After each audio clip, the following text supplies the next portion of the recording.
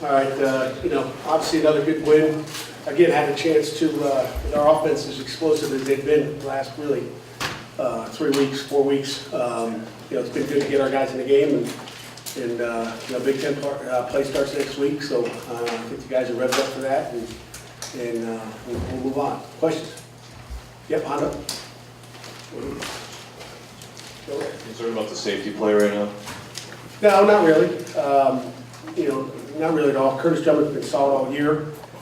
He gave one up the end, kind of a, just a, call it an F2 beater, and I have to see the tape to see what happened on it, but end of the half there, he gives up one. But as a coach, we like to be perfect. You get mad because they get one on you last week, and those guys work all week to try to make plays.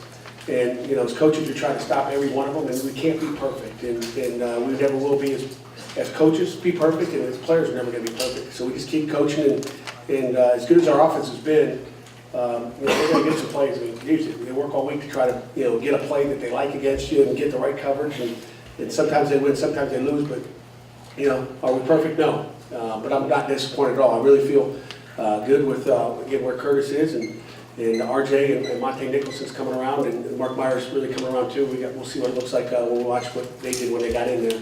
But our offense eating up the clock all the time, and didn't get as many snaps as we wanted to, which is a good thing. Pat, it has not always been the case where you have the luxury of coaching with the offense being this explosive. How much does it make you a better coach both for the future and everything else as far as getting more guys reps when they're performing at such a high level?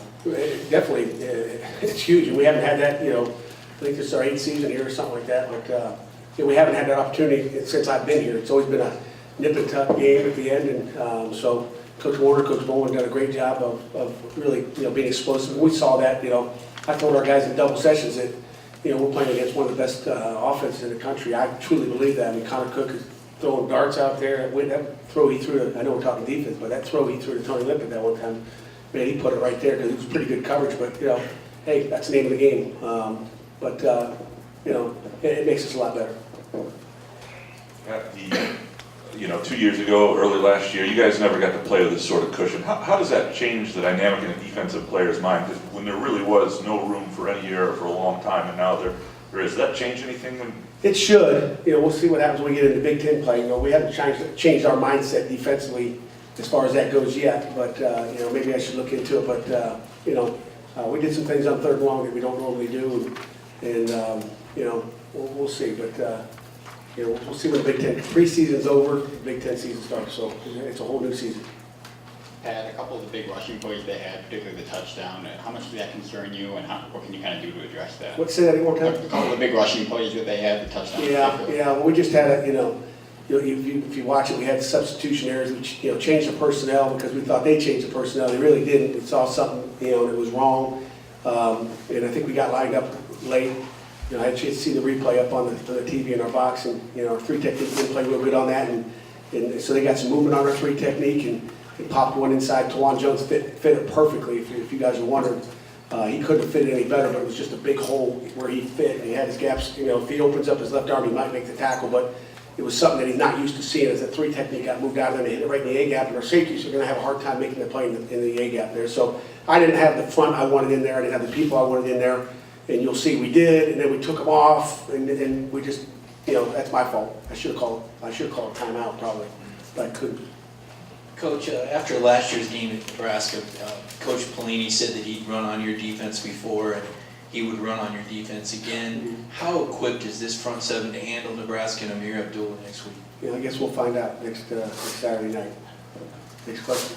Pat, obviously you've not seen the film, but on 3 different occasions it looked like Reschke was doing a lot of channeling of Max Bulla from last year, with just barking out and making some adjustments. Did you notice him calling adjustments from the box? I think so. I don't know. It's chaotic up there. I'm worried about everybody else. You're looking at everything, but him and Tawan, I think, are doing the same thing, Hondo. They're all got to make the same calls. There was nothing special that Reschke was doing that Tawan wasn't doing. I don't think, but maybe he had some different adjustments he had to make. We'll see. Maybe he wanted to make you think that he was doing something special. I don't know.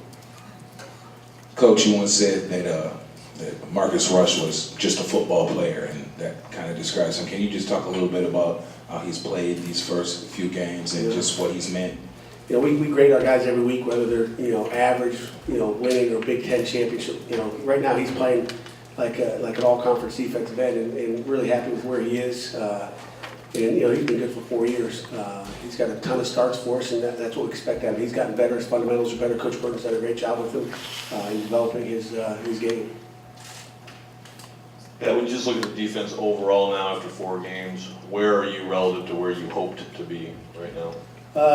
You know, with all the guys we left, you know, I think we're just about where we thought we'd be and where we should be probably. You know, you'd still like to see, you know, shutouts and no big runs and no big passes, but you know, we throw up some hit charts at halftime of all the stuff that they're doing, and you know, they did some stuff that, I mean, they, you know, like every week, we practice a bunch of stuff that is their favorite play, and they never run the favorite play. I don't know why that is.